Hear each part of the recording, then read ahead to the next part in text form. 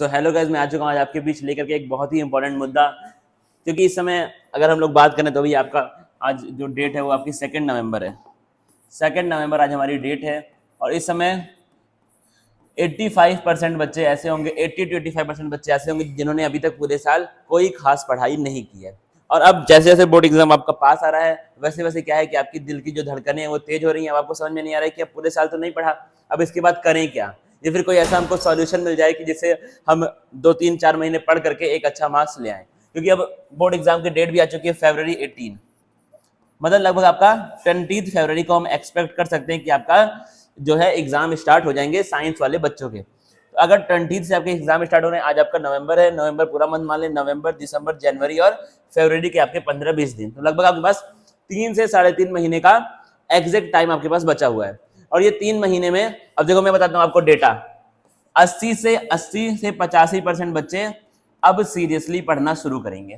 ठीक है, ये वो टाइम है जब बच्चे सीरियसली पढ़ना शुरू करते हैं ज्यादातर, और बहुत सारे स्मार्ट बच्चे अब पढ़ना शुरू करते हैं और अब पढ़ करके यही 80 से 85% 90% एग्जाम में ले आते हैं। क्योंकि उनको ट्रिक पता होती है, उनको मटेरियल पता होता है कि यहाँ से पढ़ना है, वो भटकते नहीं है। वो ये नहीं कि कुछ यहाँ से पढ़ लिया, कुछ वहां से पढ़ लिया, कुछ यहाँ से पढ़ लिया, वो लोग ऐसा नहीं करते हैं। उनको पता है कि एक पतली सी बुक है, बुक का नाम तुम सबको पता होगा, मैं लास्ट में नाम आपको बताऊंगा, उसी बुक से सवाल 90-95% सवाल उसी बुक से आने हैं।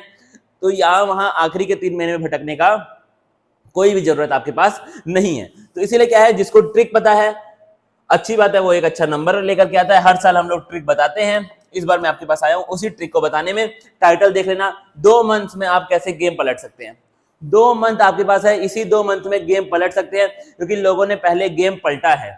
गेम पलटने का मतलब क्या है, अभी अगर आप उठाओगे पेपर सॉल्व करोगे, प्रीवियस ईयर को कोई भी उठाओ पेपर सॉल्व कर लो, फुल लेंथ फुल सिलेबस आप सॉल्व करो, तो आपके 60% मार्क्स भी उसमें नहीं आएंगे। क्योंकि मुझे पता है कि आपने कितना पढ़ा है। ठीक है, मैं बच्चे देख रहा हूँ ऑफलाइन ऑनलाइन में, हर जगह बच्चे हम लोग देख रहे हैं, तो हमें पता है कि आपने कितना पढ़ा है। लेकिन ये 3 महीने पढ़ करके आपका गेम पलट करके आप 60% से 60% जो मार्क्स अभी आपके आ रहे हैं वो आपके 90% 95% हो सकते हैं।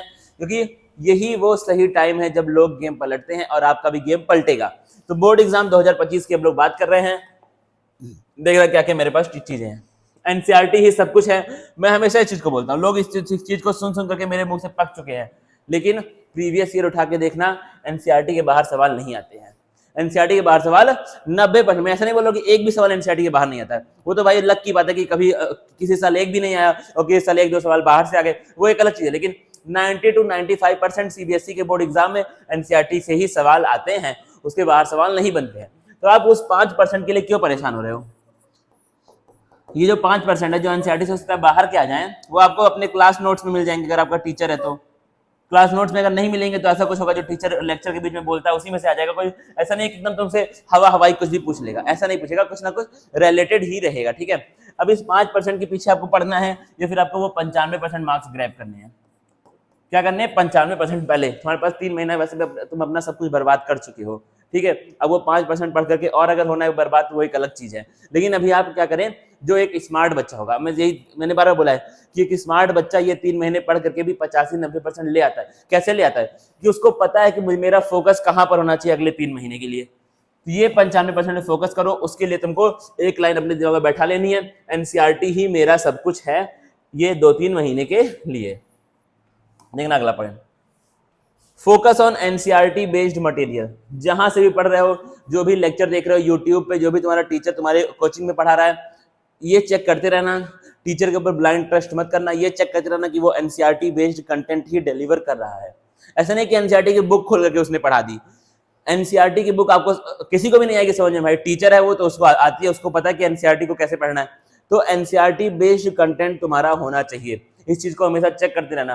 टीचर अपने शो ऑफ के लिए बहुत बाहर का पढ़ा देते हैं, मैंने देखा टीचर बहुत ज्यादा बाहर का पढ़ाते हैं, कोई कुछ पढ़ा दे रहा है, कोई कुछ पढ़ा दे रहा है, कोई कुछ पढ़ा दे रहा है। नीड नहीं है भाई उस सबकी, पीएचडी नहीं करना है आपको। आपको एनसीईआरटी बेस्ड आपका जो एग्जाम है उसमें सारा का सारे सवाल 90% 95% एनसीईआरटी से जाते हैं।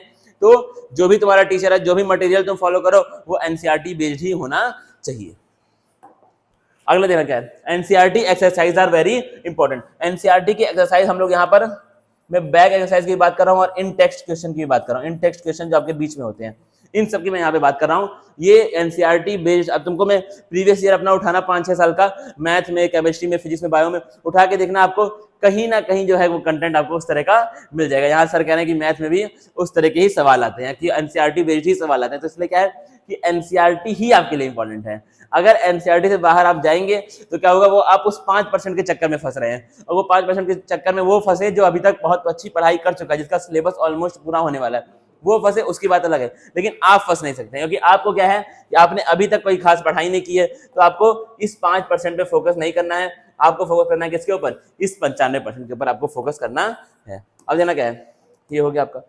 अभी देखना ये चीज में सबसे इंपॉर्टेंट, मैंने बीच में इसको लिखा है, कुछ भी अभी आपका खराब नहीं हुआ है। अभी आप ये 3 महीने में, क्योंकि मैंने ऐसे बच्चे मैंने देखे हैं जो कि बिल्कुल पढ़ाई नहीं किए पूरे साल भर, लेकिन आखिरी के 2-3 महीने पढ़ करके उन्होंने काफी कुछ अचीव किया है। तो आपको क्या है, अभी आपका कुछ भी यहाँ पर खराब नहीं हुआ है, अभी आप काफी कुछ कर सकते हैं। अब ना इसमें क्या है, ये चीज मैं लेकर गया हूँ इसलिए बीच में, कि आपका कुछ भी अभी खराब नहीं हुआ है। आपका कोई भी चीज 1% कोई भी चीज अभी आपकी खराब नहीं हुई है। अभी आप 3 महीना ऐसे मैंने स्मार्ट बच्चे देखे हैं, तेज बच्चे मैंने देखे हैं जो 3 महीना पढ़ करके काफी कुछ अचीव किए हैं। तो अभी आप इस चीज को याद रखो, क्योंकि अभी क्या होता है ना, बच्चों को एक आदमी चाहिए होता है, एक एक्सपीरियंस्ड आदमी जिसने 2-3 साल, अब बस वो ये बोल दे कि भाई अभी कुछ नहीं खराब हुआ, अभी तुम कर सकते हो। ये लाइन जो है ना, अगर आपका टीचर ये लाइन आपसे बोल देना, तो ये लाइन आपके लिए अगले 3 महीने पढ़ने के लिए आपको मोटिवेट कर सकती है। मैंने देखा, मैंने खुद ये चीज फील की है कि जब मेरा बाकी था भाई, मैंने बोर्ड एग्जाम में ऐसा नहीं कि मैं बहुत बड़ा, मतलब स्टार्टिंग से पूरे साल भर मैंने पढ़ाई की थी, लेकिन आखिरी में मेरे टीचर ने, स्कूल में मेरे टीचर ने ये बोला था कि भाई, अगली क्लास में बोला था, मतलब पूरी क्लास बैठी थी, सर ने बोला था कि अगले अभी 3 महीना हम लोग का, लगभग वो नवंबर का ही टाइम था, ऑलमोस्ट अक्टूबर के लास्ट में, सर ने बोला था कि भाई अभी भी मौका है, अभी भी कर सकते हो, जिसने पूरे साल पढ़ाई नहीं की। और वो सर के वर्ड, कि भाई सर बोल रहे हैं, सर ने देखा है दुनिया, सर ने देखा है बच्चे लाते हैं, सर के वही वर्ड इतने, मतलब इतना मेरे ऊपर इफेक्ट किया उस वर्ड ने कि भाई लास्ट में जाके मेरे एक अच्छे परसेंटेज एग्जाम में आए। तो क्या है, जो टीचर की ये जो लाइन होती है ना भाई, कि अभी कुछ भी नहीं खराब हुआ, अभी तुम उखाड़ सकते हो, अभी तुम फोड़ सकते हो, ये बच्चों के ऊपर बहुत इंपैक्ट डालती है। तो मैं ये बोल रहा हूँ पूरे जिम्मेदारी के साथ कि अगले 3 महीने में आप काफी कुछ कर सकते हैं और एक अच्छा, एक बेहतरीन नंबर आप ला सकते हैं। आप अपने ऊपर बिलीफ रखें, बस खाली ये 3 महीने फोकस्ड हो जाओ, ये 3 महीने एकदम डिटर्मिनेशन का आग लगा दो भाई इस 3 महीने में, तब तुम्हारा नंबर बहुत बेहतरीन आ सकता है। तो क्या है, अभी कुछ भी खराब नहीं हुआ है, बोर्ड एग्जाम 2025 आपका है। एक चीज थोड़ी सी, मैं छोटी सी एक स्ट्रेटेजी बताऊंगा, 1 week is equal to 3 test. मतलब क्या है, एक हफ्ते में आपको यहाँ पर 3 टेस्ट देने चाहिए। 3 टेस्ट मतलब क्या हुआ, मान लो तुम पीसीबी फॉलो करते हो, पीसीबी का 2, पीसीएम करते हो तो पीसीएम मतलब क्या है, मैथ, और ये क्या है, बायोलॉजी। तो क्या है, एक हफ्ते में ट्राई करो 3 टेस्ट देने का, मतलब 3 घंटे का आपका होता है एग्जाम लगभग, ठीक है। 3 घंटे बैठो और टेस्ट दो। इससे क्या होगा कि तुम्हारी एग्जाम में बैठने की जो हैबिट है वो आपकी सही हो जाएगी। क्योंकि क्या होता है कि बच्चे पढ़ सब कुछ लेते हैं, लेकिन एग्जाम में जाकर के टाइम का शॉर्टेज हो जाता है। फिजिक्स में, मैथ में क्या हो जाता है, तुम्हारा टाइम का शॉर्टेज हो जाता है। तो जितना आपने कंटेंट पढ़ा है उसी के बेस्ड अगर आपको कोई टेस्ट मिल पाए, कोई एग्जाम आपको ऐसे पेपर अगर मिल पाए तो उसको दे दो, वरना फुल सिलेबस दे दो यार। 60 नंबर आए, 50 नंबर आए, 30 नंबर आए, कोई मतलब नहीं, अभी तुमने कितना पढ़ाई है, लेकिन आपकी प्रैक्टिस उससे बिल्ड हो रही है, ये चीज है। तो एक हफ्ते में 3 टेस्ट देने का ट्राई करो। बेसिकली हम लोग यहाँ पे साइंस की बात करें, इसलिए मैं साइंस के ही रेफरेंस में बोल रहा हूँ कि आप लोग पीसीबी, एक दिन फिजिक्स उठाओ, एक दिन केमिस्ट्री, एक दिन बायोलॉजी, या फिर आप मैथ भी उसमें उठा सकते हैं आपके सब्जेक्ट चॉइस के हिसाब से। और देखो मैं यहाँ पे एक चेकलिस्ट आपके लिए लाया हूँ। ये चेकलिस्ट इस समय जिस बच्चे का सिलेबस पूरा हो चुका है, या फिर पूरा होने वाला है, या फिर जितना भी अभी आपके स्कूल में या फिर इंस्टीट्यूट में जितना भी हो चुका है उतना आपका तैयार है, उस बच्चे के लिए भी है, और जिसका अभी जो तैयारी करना शुरू कर रहा है उस बच्चे के लिए भी है, कि आपकी ये चेकलिस्ट आपकी तैयार होनी चाहिए। देखना चेकलिस्ट में क्या है, इसमें सबसे पहले क्या है चेकलिस्ट में, पॉइंट इंपॉर्टेंट डायग्राम। बायोलॉजी वाले बच्चों की बात हो रही है, और केमिस्ट्री में भी और फिजिक्स में भी इंपॉर्टेंट डायग्राम। मतलब इसमें तो एक तो प्रॉपर डायग्राम्स आ गए, दूसरे आपके जो ग्राफ दिए हैं, फिजिक्स में ग्राफ दिए हैं, और क्या है केमिस्ट्री में ग्राफ दिए, मैथ में भी शायद ग्राफ होते होंगे, मैंने पढ़ाया नहीं, मैथ पढ़ाता नहीं हूँ मैं। तो क्या है, ये ग्राफ्स आपके एक सेपरेट कॉपी में, एक सेपरेट तुम पेज खरीद लो, ठीक है, अपने व्हाइट वाले पेज आते हैं उनको खरीद लो, उनमें आपके बने हुए होने चाहिए, क्योंकि बनाना आपको आना चाहिए। ग्राफ बनाना एग्जाम में पूछता है भाई, ठीक है, केमिस्ट्री फिजिक्स में ग्राफ आपसे पूछता है, बायोलॉजी में आपसे पूछता है, ग्राफ पूछ लेता है, फिर डायग्राम्स पूछता है। वो डायग्राम एक सेपरेट कॉपी में बने होने चाहिए, क्योंकि देख करके भाई नहीं हो पाती चीजें, ठीक है। नीट वाले बच्चे देख करके मार सकते हैं, लेकिन तुमको बोर्ड के एग्जाम में बैठना है, ठीक है, और जो नीट देंगे उनको भी बोर्ड के एग्जाम में बैठना है। तो आप क्या करें, प्रैक्टिस आपकी हैंड रिटन प्रैक्टिस आपकी वहां पर होनी चाहिए, अपने हाथों से बना होना चाहिए, उसको रख लो बना करके और बार बार उसको देखते रहो। उससे क्या होगा, तुम्हारी प्रैक्टिस बिल्ड होगी। तो क्या है, एक सेपरेट कॉपी में, एक सेपरेट पेज में फाइल बना के आपके पास वो चीजें होनी चाहिए। अगला क्या है, फ्लो चार्ट। फ्लो चार्ट का मतलब क्या है, एक तरह से इसको हम लोग क्या बोल सकते हैं कि कुछ चीजें ऐसी दी होती है कि इसके बाद ये पढ़ लिया, उसके बाद ये पढ़ लिया, उसके बाद ये पढ़ लिया, तो ये चीज आपके पास मौजूद होनी चाहिए। फ्लो चार्ट बहुत ज्यादा इंपॉर्टेंट है।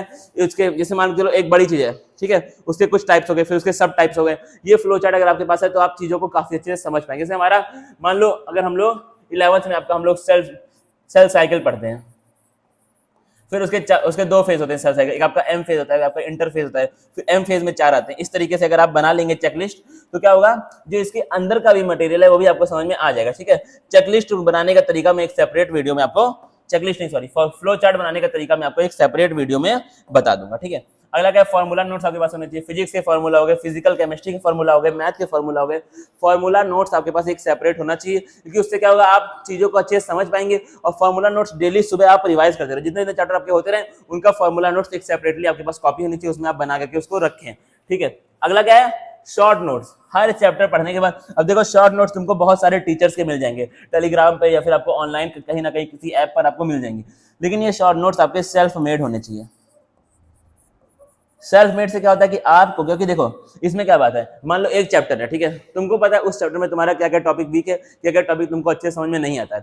टीचर का क्या है, कोई टीचर अगर बना रहा है तो वो अपने हिसाब से बनाएगा या फिर वो जनरल बनाएगा, सब बच्चों के हिसाब से बनाएगा, लेकिन अपना सेल्फ, अपने बारे में सिर्फ आपको पता है, तो आप अपने हिसाब से शॉर्ट नोट्स बनाएं, उन टॉपिक्स को हाईलाइट करें जो टॉपिक आप बार बार भूल जाते हैं, या फिर आपको लगता है कि हो सकता है किसी बच्चे के लिए वो टॉपिक बहुत आसान हो, आपके लिए टफ हो, या फिर किसी बच्चे के लिए कोई टॉपिक बहुत टफ हो, आपके लिए आसान हो, तो क्या उस हिसाब से आप शॉर्ट नोट्स को बनाएं कि आपके लिए जो टफ है, आपके लिए जो आसान है, उसको उस हिसाब से उसमें हाईलाइट आपको करना पड़ेगा। अगला क्या है, अब देखो एक चीज, हम जब तक फोड़ेंगे नहीं तब तक छोड़ेंगे नहीं, ये देखो इसमें लिखा दिया है जब तक फोड़ेंगे नहीं तब तक फोड़ेंगे नहीं, यहाँ पे क्या है, छोड़ेंगे नहीं। जब तक हम लोग बोर्ड के एग्जाम को फोड़ नहीं देंगे तब तक हम बोर्ड के एग्जाम के इस पेपर को छोड़ने वाले नहीं है। तो आग लगाओ आराम से, अभी आपके पास बहुत सारा टाइम है, 3 महीना बहुत होता है, बच्चों ने किया है, आप भी कर सकते हैं। और लास्ट में क्या, आपका थैंक यू गाइस, हम लोग चलेंगे फिर मिलेंगे कहीं ना कहीं लेक्चर्स में मिलेंगे। तो ये 3 महीना आखिरी में फिर से वही लाइन तुमको दूंगा, अभी कुछ भी खराब नहीं हुआ है, आपके पास बहुत सारा वक्त है, अभी भी आप कर सकते हैं। ठीक है, मिलेंगे फिर आगे, थैंक यू गाइस।